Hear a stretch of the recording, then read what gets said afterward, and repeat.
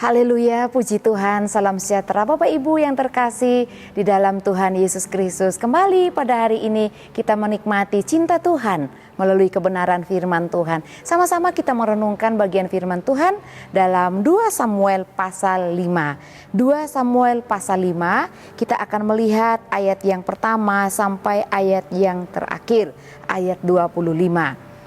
Bapak Ibu dapat menyimaknya melalui Alkitab masing-masing. Tentu firman Tuhan ini sangat luar biasa dan indah tentang kesaksian seorang Daud. Puji Tuhan, saya akan membacakan satu ayat, yaitu ayat 10. 2 Samuel 5 ayat 10. Lalu makin lama makin besarlah kuasa Daud, sebab Tuhan Allah semesta alam menyertainya. Puji Tuhan, judul renungan kita pada hari ini adalah kunci keberhasilan. Bapak Ibu yang terkasih dalam Tuhan, dalam pasal ini kita dapat melihat beberapa hal tentang keberhasilan Daud. Yang pertama, diceritakan dalam ayat 1 sampai 5. Awalnya Daud belum menjadi raja, tetapi di dalam ayat 1 sampai ayat 5 ini dikatakan bahwa Daud diangkat menjadi raja atas umat Israel. Dan Bapak Ibu yang terkasih dalam Tuhan, ketika Daud menjadi raja atas Israel, dia mempersatukan kembali seluruh suku Israel yang tadinya terceberai-berai, yang hidup dengan kubunya sendiri-sendiri, dengan kekuatannya sendiri-sendiri. Tetapi dengan pemerintahan Raja Daud, mereka hidup menjadi satu. Yang kedua, keberhasilan Raja Daud, yaitu ayat 6 sampai ayat 10 tentang Daud merebut kembali Yerusalem. Kota Yerusalem ini pada pada awalnya sudah direbut oleh Yosua. Tetapi ketika ia membiarkan beberapa orang dari orang Yebus, yang membiarkan adalah suku Benyamin, masih ada orang-orang Yebus yang hidup dan tinggal di daerah tersebut, sehingga ketika Raja Daud memerintah, dia harus kembali merebut Yerusalem ini sebagai ibu kota, sebagai kota ya yang mereka duduki. Bahkan dikatakan pada ayat 6 sampai 10, Bapak Ibu Saudara dapat membacanya melalui Alkitab masing-masing. Yerusalem juga disebut kota Daud. Dia memberikan namanya sendiri setelah merebut kota ini. Dan ketika merebut kota Daud, Bapak Ibu Saudara, atau kota Yerusalem atau Sion digambarkan ya tentang Yerusalem, bukan hal yang mudah. Daud mengalami ejekan pada ayatnya yang ke-6. Pasal 5 ayat 6 dikatakan bahwa lalu raja dengan orang-orangnya pergi ke Yerusalem menyerang orang Yebus, penduduk negeri itu. Mereka itu berkata kepada Daud, engkau tidak sanggup masuk kemari, orang-orang buta dan orang-orang timpang akan mengenyahkan engkau. Maksud mereka, Daud tidak sanggup masuk kemari. Adalah satu tindakan mengecilkan kekuatan Daud, meremehkan tindakan Daud untuk melawan orang-orang Yebus tersebut. Tetapi mereka tidak mengetahui bahwa di tangan Daud, dalam hidup Daud, ada Allah yang menyertainya. Dan Tuhan akan memberikan keberhasilan bagi Daud merebut kota Sion, kota Yerusalem, kota Daud tersebut. Dikatakan pada ayat selanjutnya, Daud diberi hikmat, dipimpin oleh Tuhan, disertai oleh Tuhan. Dia memimpin pasukannya, mereka merebut kota itu lewat jalan yang tidak dikira-kira oleh orang Yebus, yaitu melalui saluran air, Bapak Ibu Saudara. Nah, ini keberhasilan Daud dalam merebut kembali kota Yerusalem. Itu adalah kali kedua, Bapak Ibu Saudara ya. Dan yang ketiga tentang keberhasilan Daud. Daud membangun istana dan rumah tangganya. Dikatakan pada ayatnya yang ke-11 sampai ayat 16. Daud kembali membangun istana bagi dirinya dan juga rumah tangganya ya. Ada Raja Hiram yang juga mengagumi, mengasihi Raja Daud. Dan dia datang mempersembahkan, memberikan segala sesuatu yang dibutuhkan oleh Raja Daud untuk membangun istananya. Puji Tuhan, Bapak Ibu yang terkasih dalam Tuhan, keberhasilan Daud di dalam membangun kembali istananya. Yang berikut, yang keempat, keberhasilan Daud yaitu memukul kalah orang Filistin, bukan cuma orang Yebus, tetapi dia juga harus menghadapi orang-orang Filistin, orang-orang kuat, orang-orang ternama yang tidak mudah terkalahkan. Dikatakan pada ayat 17 sampai ayat 25, di sana ada orang-orang Filistin yang ia harus hadapi. Bapak Ibu, di beberapa jejeran tentang keberhasilan Raja Daud ini ada kunci dari keberhasilannya. Apakah kunci tersebut? Kita dapat kembali melihat di dalam pasal ini. Yang pertama, kunci keberhasilan Raja Daud, dia bergantung sepenuhnya kepada Tuhan. Bergantung sepenuhnya pada Tuhan. Di dalam ayatnya yang ke-23, saya bacakan Bapak Ibu Saudara, ayat 23. Maka bertanyalah kepada Tuhan, dan ia menjawab, janganlah maju, tetapi buatlah gerakan lingkaran sampai ke belakang mereka, sehingga engkau dapat menyerang mereka dari jurusan pohon-pohon kertau. Dalam ayat 19 juga Daud bertanya sebelumnya kepada Tuhan. Dia bertanyalah Daud kepada Tuhan, apakah aku harus maju melawan orang Filistin itu? Akan kau serahkankah mereka ke dalam tanganku? Tuhan menjawab Daud, majulah sebab aku pasti akan menyerahkan orang Filistin itu ke dalam tanganmu.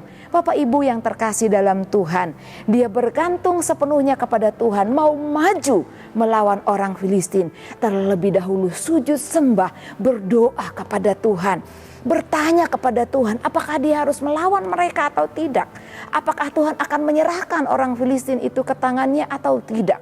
Tetapi kita lihat, ketika Daud merendahkan diri, datang sujud, menyembah, berdoa kepada Tuhan, Tuhan memberikan jawabannya. Luar biasa Bapak Ibu Saudara, ketika kita pun dapat merendahkan diri, berdoa di hadapan Tuhan, bertanya kepada Tuhan tentang solusi apa, jalan keluar apa yang harus kita lakukan ketika menghadapi persoalan berat, ketika menghadapi persoalan hidup kita. Apa yang akan kita kerjakan, apa yang kita akan lakukan, apakah kita mungkin membangun usaha. Demikian juga Daud Bapak Ibu Saudara. Dan mari kita menjadi Daud-Daud rohani yang terus bergantung sepenuhnya kepada Tuhan. Daud bertanya kepada Tuhan dan Tuhan menjawabnya. Alangkah indahnya jika Tuhan menjawab doa kita dan Tuhan berkata dalam hati kita ketika kita dekat dengan Tuhan, bergantung sepenuhnya kepada Tuhan, suka berkomunikasi dengan Tuhan lewat doa kita. Kunci keberhasilan yang kedua, Daud hidup dalam penyertaan Tuhan. Kita lihat ayat 10 yang kita sudah baca, dikatakan kekuasaan Daud semakin kuat karena Tuhan menyertainya. Ayat 10. Kenapa kekuasaan Daud semakin kuat? Karena Tuhan yang menyertai Daud.